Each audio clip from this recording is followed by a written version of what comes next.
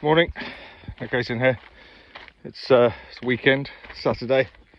Still doing dog walking, and excuse me. I wanted to pick up an AI, right? Generative Pre Trained Transformer, or GPT, large language models. And yeah, I sit back and watch all the nonsense being spoken about some of these generative AIs, and now we listen to governments and business people saying, oh, it's going to destroy jobs, and it's going to take jobs, and it's going to end humanity. And I haven't got a clue what they're talking about, of course.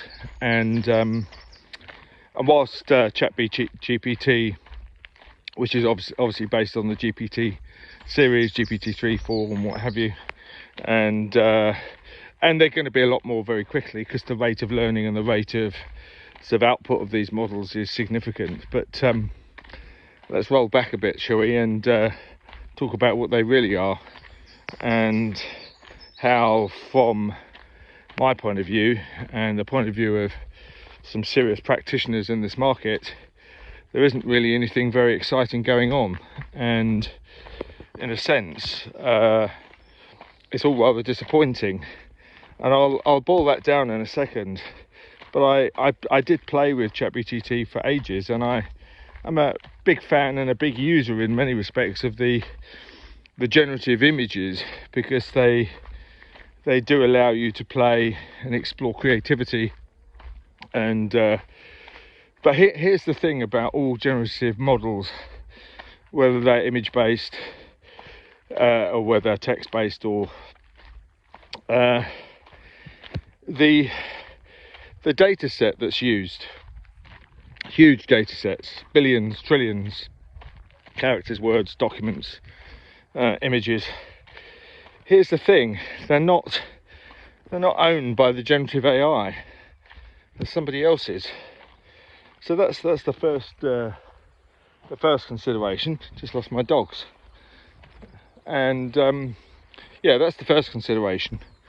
So yeah, that's a tricky one, and I think we've got, a copyright and all sorts of things to come, where whilst the generation piece and the pre-training piece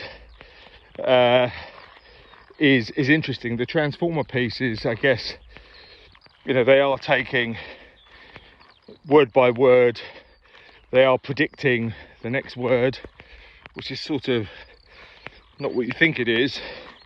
And you can ask it questions and it goes away and finds answers, or finds creative ways of giving you what you need. But if you're foolish enough to believe it, then there's problem number one. All computer systems have human bias, and whether that's the bias of the programmer, or in the case of ChatGPT, the bias of many people's written word, documents, papers, books, articles, research material, and so on, there is massive amounts of human bias, which is by default unreliable. And the other data set problem is that, leading to that bias is no fact checking going on. And so you've got ChatGPT splurging out enormous answers to the prompts and the questions, and people get very excited. Oh, it's just written this article, it's just written this business plan, or it's just given me the answer to this, that, and the other. But it's not their answer, and it's not your answer, and it's just an answer. And in most cases, it's not very good, not very reliable. The other